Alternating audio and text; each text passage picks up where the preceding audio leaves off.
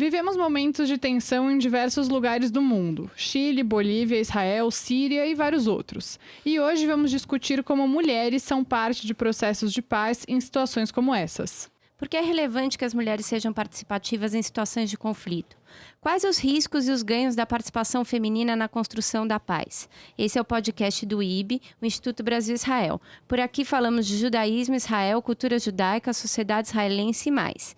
Eu sou a Marília Neusten, jornalista e colaboradora do Instituto Brasil-Israel. E eu sou Anita Efraim, jornalista, judia e fanática por futebol. Quem fala com a gente hoje é a Adriana Carranca, jornalista, correspondente internacional e especialista quando se trata de conflito e mulheres. Adriana, não vou falar seu currículo inteiro aqui, senão o podcast ia ser só isso, mas muito obrigada por participar com a gente. Obrigada a vocês pelo convite. Bom, vamos começar do básico, né? Qual que é a importância de a gente discutir o papel das mulheres em situações de guerra? Pois é, você tem, na verdade, vários papéis diferentes da mulher dependendo do país. Então, você pega alguns países onde eu fiz a cobertura, por exemplo, na guerra do Irã com o Iraque, que você tinha predominantemente homens lutando no fronte. Você teve um contingente muito grande de mulheres que ficou em casa, né? Que ficou cuidando do país enquanto os homens estavam no fronte. Essa era uma característica ali, principalmente do Irã.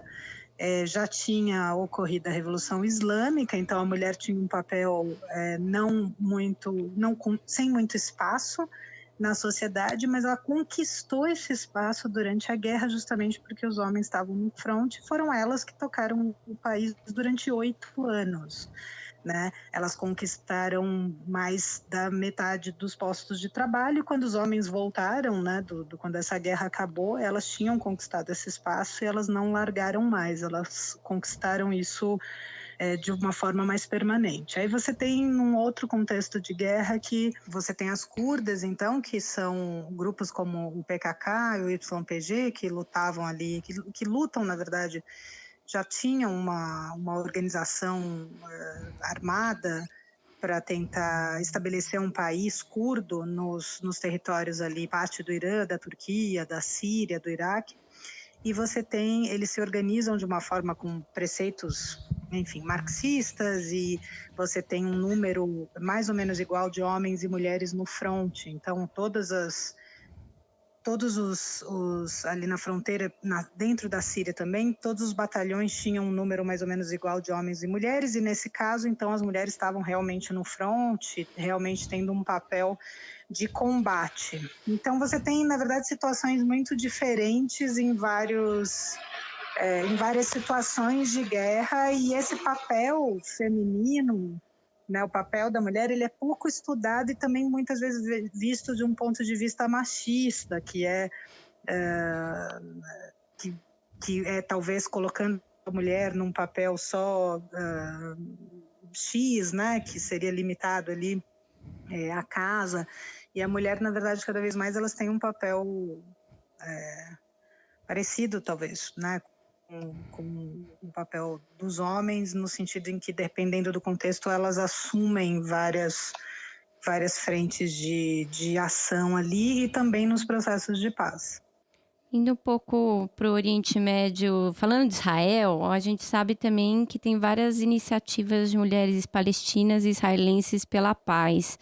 Você acha, pela sua experiência, que esses movimentos são efetivos ou tem uma coisa mais de posicionamento simbólico? Não, eu acho que elas conseguem avançar bastante também. Ali é uma situação em que as mulheres se envolveram muito nos processos de paz, né?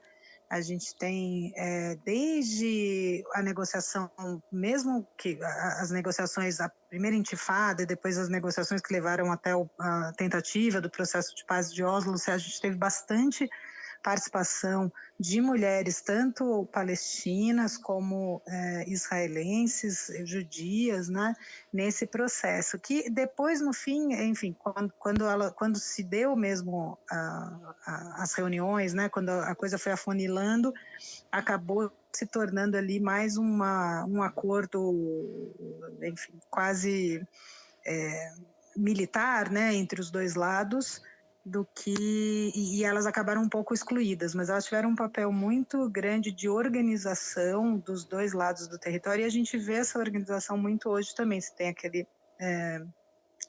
um grupo novo que junta israelenses e palestinas que começaram a fazer agora um movimento muito interessante, que eu acho que é de presença no parlamento israelense, visitando os gabinetes e conversando com os congressistas ali para conseguir avanços reais. Você tem posições também da sociedade civil, né? Mulheres aquele grupo de mães que tiveram também uma participação importante no processo de paz, tem tido, né, em mostrar que há uma terceira via, que há algo em comum entre as mães dos dois lados desse conflito.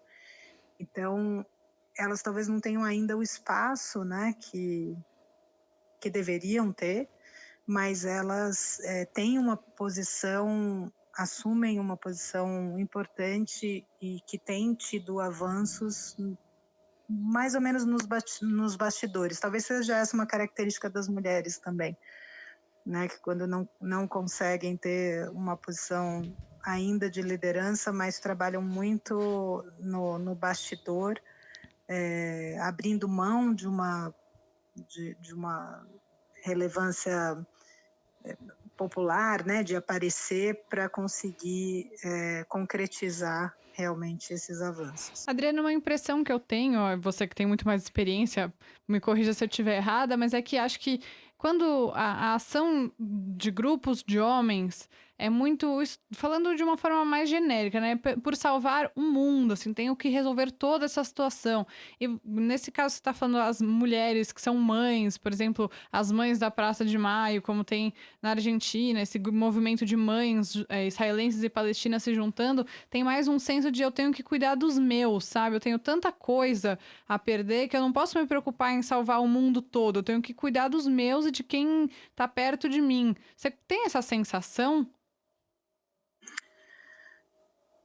Depende, como eu te falei, do contexto, né? Por exemplo, as curdas têm uma posição mais de combate mesmo, aquelas que estão no front, e é muito parecido com a posição de combate dos homens também. Mas talvez em outros contextos, como no caso que vocês citaram de Israel e Palestina, como eu falei no caso do Irã, elas estavam, mesmo no Afeganistão também eu via bastante isso, elas talvez tenham um olhar que seja mesmo como você falou, no microcosmo, né? Que é no espaço da casa, na vizinhança, né? Vamos resolver esse espaço primeiro aqui, do que a coisa política, estratégias militares, mas que tem exemplos e exemplos, né? A gente também teve mulheres que assumiram também posições de comando, sei lá, posso citar algumas da história, assim, que tiveram também assumiram posições de estratégicas de guerra, né? Sei lá, às vezes também não é uma agora opção, não vou lembrar, né? mas... Às vezes também não é uma opção. Assim, alguns contextos não estão nesses lugares porque elas estão impedidas, como você falou, o machismo tem um papel muito forte nisso também, né? Elas estão impedidas de chegar num lugar desses e acabam cuidando desse microcosmos, não porque tem que ser assim, porque elas querem isso, mas talvez porque elas sejam impedidas. As mulheres estão assumindo mais posições de comando em governos, e na ONU, por exemplo, em negociações de paz, enfim, que muito mais do que a gente tinha antes. Mas de uma forma mais geral, assim, se você olhar para a população civil, talvez sim, elas tenham... Você ainda tem muito mais homens, né, indo realmente participando da guerra ativamente, ou de grupos guerrilheiros ativamente, ou mesmo de grupos, quando você não fala em situação de guerra, mas situação de conflito, como a gente tem conflito urbano no Brasil, por exemplo, que você tem muito mais homens envolvidos nesses grupos armados do que mulheres, e elas muito fazendo o papel de continuar cuidando da casa e da família e da comunidade de certa forma e vamos dizer, mediando pequenos conflitos, né, que aparecem no dia a dia, mas você citou as mães também, as mães da Praça de Maio, eu lembro que eu fiz, por exemplo, matérias aqui de um grupo de mães de jovens internos da Fundação Casa. Então você via que também, de certa forma, é uma situação de conflito, né? Que eles estão detidos por ações de violência, e você tinha essas mães muito mais atuantes. Você não via homens, por exemplo, atuando ali por direitos desses jovens, a educação, a recuperação. Então, você vê muito mais, isso é uma coisa interessante, você não vê quase grupos de homens, né, que fazem esse tipo de colaboração, né, que se unem na sociedade civil para resolver coisas mais pontuais e reais assim do cotidiano. Engraçado que você me perguntou, não estou lembrando de nenhum grupo de homens, por exemplo, como tem desses grupos de mães. Não me lembro de ter grupos de pais cuidando desses. E como é que é ser uma repórter, jornalista, mulher nessas zonas, né? Você já disse uma vez que muitos editores têm receio de mandar mulheres para cobrir conflitos, mas que a mulher tem acesso que homens não têm, né? Em muitos desses países. Tem toda uma narrativa da guerra e do conflito que só por ser mulher você consegue ter acesso, né? Tem vantagens e desvantagens. Então, realmente o espaço... Agora, acho que no Brasil, mais recentemente, a gente conquistou mais esse espaço. As mulheres você tem mais repórteres mulheres fazendo esse tipo de trabalho, mas sempre foi num número menor do que de homens. Sempre a guerra foi vista como uma coisa masculina, né? Então a cobertura de guerra também, você tem muito mais fotógrafos homens, embora você tenha nomes como Alice Martins, que é uma brasileira que trabalha principalmente para o Washington Post, que foi comigo para a Síria, que tem é mais corajosa do que muitos homens que eu conheço, né? E cobre realmente o fronte, a guerra no fronte. Mas você vê, são poucas ainda. Mas você tem algumas vantagens, principalmente nos países que são mais conservadores e que você tem a mulher mais dentro de casa, países muçulmanos, principalmente Paquistão, Afeganistão, onde eu tive, que as mulheres realmente têm um papel mais confinado à casa mesmo, embora haja exceções, obviamente. Você tem uma situação que ser mulher facilita muito, porque você tem acesso a 50% da população, né, que são as mulheres, e a vida que acontece durante a guerra, as casas, né, como é que o cotidiano e a rotina funciona numa situação de guerra. Então, isso é uma vantagem de ser mulher. Além disso, você tem também casos de talvez entrevistas. Eu nunca tive assim dificuldade de ter acesso a uma entrevista por ser mulher. Talvez sentia ali um pouco de preconceito, assim, talvez na forma de lidar, principalmente, sei lá, entrevistando. Eu lembro de ter entrevistado um chefe do Talibã no Afeganistão. Ele não olhava para mim, só olhava para o tradutor, mas mesmo assim não era na cultura local, não era uma questão de desrespeito, ao contrário disso, era uma questão de respeito, porque eles acham desrespeitoso olhar para a mulher, então ele dirigia o olhar só para o tradutor. Para nós, né, a gente vem de uma outra cultura, isso é estranho, mas quando você compreende a cultura local, não para eles era era uma forma de demonstrar respeito. E no fim ele me deu a entrevista, então mesmo sendo um radical, né, que ele era um dos chefes militares do Talibã, Mullah Abdul, que tinha o apelido de Mullah Foguete, por ter derrubado um helicóptero soviético, era a lenda, dizia a lenda que ele tinha derrubado um helicóptero soviético enfim, durante a guerra lá, quando houve a invasão soviética nos anos 80 do Afeganistão. E era o chefe militar de Nangarhar, que era onde o Bin Laden estava escondido, ou estava sendo abrigado, quando houve o 11 de setembro. Então, mas mesmo assim ele aceitou me dar entrevista, também no Paquistão, quando eu fui fazer a matéria, quando eu fui fazer o livro da Malala, também era importante, foi um benefício ser mulher, porque eu consegui ter acesso. No Paquistão você tem, as casas realmente são divididas entre a ala masculina e a ala feminina, né? Exceto pelo quarto do casal, mas a maioria das casas nas zonas tribais do Paquistão, elas têm os visitantes têm acesso só à ala masculina e as mulheres ficam confinadas a outra ala, porque principalmente homens não podem ter acesso ou ver as mulheres da casa. E como mulher eu conseguia circular nesses dois mundos, nessas duas alas da casa, né? Uhum. Então isso era uma vantagem.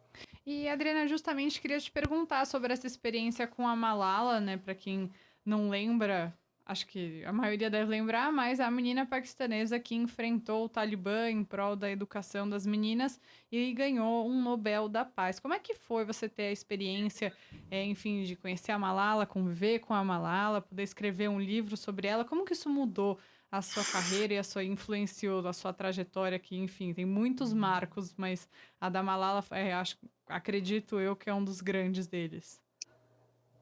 É legal você ter me perguntado sobre isso, porque a Malala agora, eu refletindo sobre a sua pergunta anterior, que foi sobre as mulheres terem uma participação mais no microcosmo, né? Se a gente pensar, a Malala virou hoje um fenômeno, a mais jovem Prêmio Nobel da Paz, né? Um símbolo da luta pela educação, mas na verdade essa mudança, na verdade, o mundo, né, como a gente conhece hoje, em que a gente entende que as mulheres precisam ter acesso à educação, têm direito a isso e que isso é bom para o desenvolvimento da sociedade, a gente sabe disso hoje através da história da Malala, mas esse mundo que a gente conhece hoje não começou a mudar quando ela se tornou Nobel da Paz, começou a mudar quando ela era pequena e o pai decidiu que ela tinha o mesmo direito que os irmãos de estudar e ela agarrou essa oportunidade sem saber ainda que era feminista, né? Mas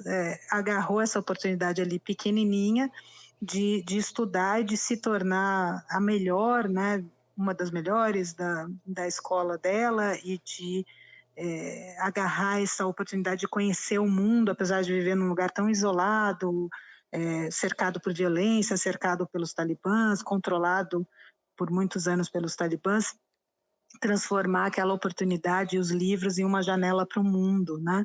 Então, quando eu entrevistei ela uma vez me falou, eu já era feminista e não sabia, né? Uhum. E é verdade. Então, você tem as grandes batalhas que acontecem no front, mas você tem muitas guerras particulares que eu acho que, na verdade, na minha opinião, são as que realmente mudam o mundo, que são as guerras que a gente trava todos os dias, que começam dentro da nossa casa, tomando decisões corretas, como foi a decisão do pai dela, simples, que nos parece simples, mas naquele contexto não era tão simples, e ele foi criticado por isso, ele foi criticado por expor a filha, enfim, uma série de coisas que naquele momento não eram aceitas na sociedade, mas aquela decisão e também a decisão da Malala, sem saber, de abraçar essa oportunidade, sem pensar em nada, ela nem imaginava, né? Ela era pequenininha, num lugar completamente isolado, que fala pashto, que é uma língua que ninguém fala no mundo, então você vê como aquela simples decisão dela de abraçar aquela oportunidade de estudar transformou a família primeiro, depois aquela região. Quando eu cheguei lá já havia 900 meninas na escola que o pai dela fundou, que era só para meninas, 900 malalas, que eu brinco, porque realmente elas eram todas super articuladas, super inteligentes. E na hora que há o atentado contra ela vira esse fenômeno, ganha fama, e ela vai então conversar e pedir, discutir sobre desenvolvimento e educação com pessoas como o presidente Barack Obama. Quando a primeira vez que eu encontrei com ela nos Estados Unidos, ela estava lá para conversar com o presidente Barack Obama, e ela podia fazer isso simplesmente por causa daquela decisão lá atrás de dar a ela acesso à educação, que permitiu lá na frente que ela tivesse o conhecimento necessário para poder conversar com um presidente dos Estados Unidos. Então, acho que as guerras particulares que as mulheres lutam no dia a dia, elas são mais invisíveis, mas elas trazem muito mais desenvolvimento do que a guerra dos homens no fronte. Não precisa ser megalomaníaco para mudar o mundo, então, né? Resumidamente, brincadeira. É importante ter uma ambição, não precisa ser... Mesmo essas mulheres, que eu depois, Marília, eu esqueci o nome do grupo agora, eu fiz matéria até com elas. Acho que é Women for Peace, né? É o Mulheres pela Paz? Acho que sim. Women Wage for Peace, alguma coisa assim. Women Wage for Peace, acho que era isso. Eu fiz matéria com esse grupo que me parece que a tradução para o português é Mulheres pela Paz.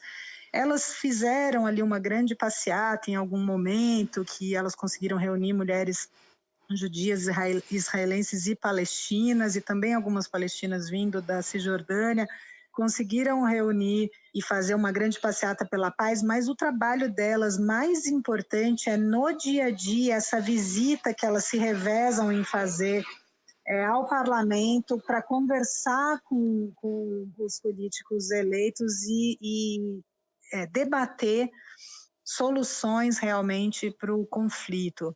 E eu acho que elas têm ganho mais influência nessa conversa um a um, né?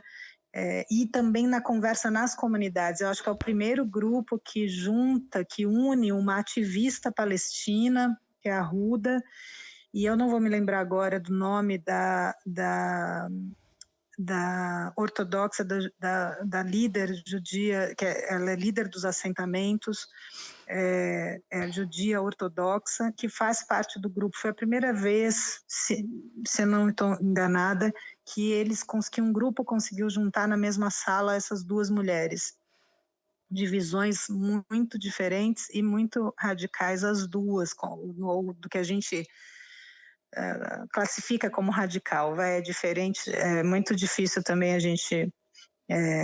seria um debate para dias de podcast, mas é o que a gente tem como radicalismo, né? Como vamos dizer, as duas pontas mais distantes desse conflito. Uma ortodoxa que vive num assentamento, é líder de um assentamento, e uma palestina que é líder na Cisjordânia. E essas mulheres conseguiram sentar pela primeira vez e conversar amigavelmente. Isso é um grande passo, e esses movimentos a gente não enxerga, não são visíveis, né, na imprensa, porque eles acontecem muito dentro de salas fechadas e dentro das comunidades, e ali naquelas salas, nos gabinetes dos políticos, que é o que elas estão fazendo, mas eu acho que elas têm um grande avanço que a gente só vai perceber lá na frente. Para terminar, agora a gente está na América Latina também vivendo uma situação de ebulição, né? Temos a Bachelet na ONU, e enfim, tem toda essa situação na Bolívia, no Chile. Como é que você está vendo isso? Você ainda está esperando um pouco para ter alguma opinião? Como é que você está vendo? Você acha que isso pode chegar no Brasil? E nesse contexto, você acha que a gente também tem mulheres que podem ajudar nessa situação, digamos assim? Eu acho até, talvez na América Latina, as mulheres têm um papel até mais importante, porque o que eu vejo acontecer na América Latina, você vê que a gente tem protestos e a insatisfação em praticamente todos os países da América Latina com governos de direita ou de esquerda. A gente teve Chile, a gente teve Bolívia, Venezuela,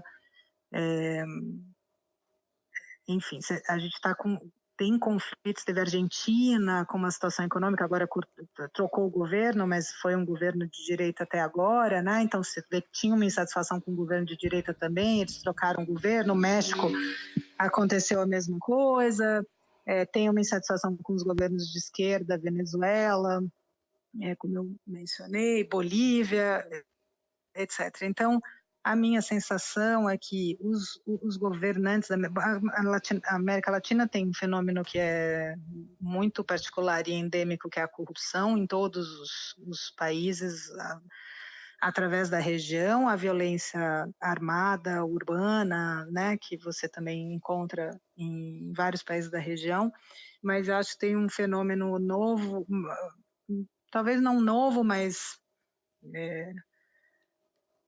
um pouco mais recente, com essa coisa da internet, de estratégias políticas que são definidas de acordo com algoritmos e etc., e os governos estão se afastando, de direita ou de esquerda, estão se afastando cada vez mais da população, cada vez mais das comunidades de base, do porta a porta, né? Você vê, por exemplo, nos Estados Unidos, uma das mulheres que teve a maior votação, uma votação surpreendente, porque ela é jovem e era desconhecida, que é a Alexandria Ocasio, ela usou muito a internet, as redes sociais, mas ela usou muito com uma forma de conversar com o constituinte, né, com os eleitores, e ela fez um trabalho em paralelo a isso, de porta a porta, de verdade, andar pelo bairro e bater de porta a porta. E as pessoas estavam muito sedentas desse contato, disso, do porta a porta. Antigamente, os políticos pegavam uma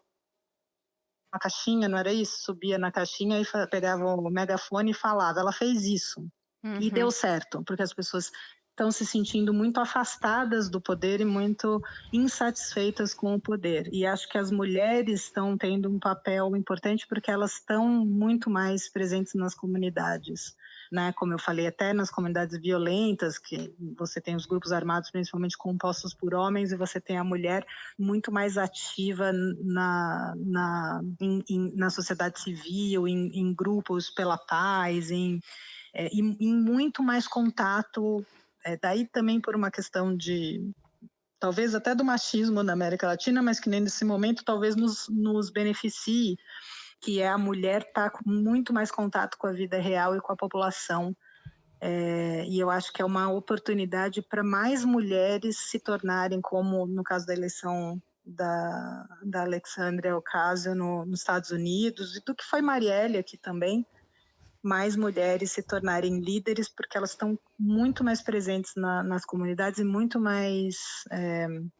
conscientes dos problemas e das necessidades da população, das necessidades diárias e cotidianas que a gente tem na América Latina, porque a gente não tem guerras, né?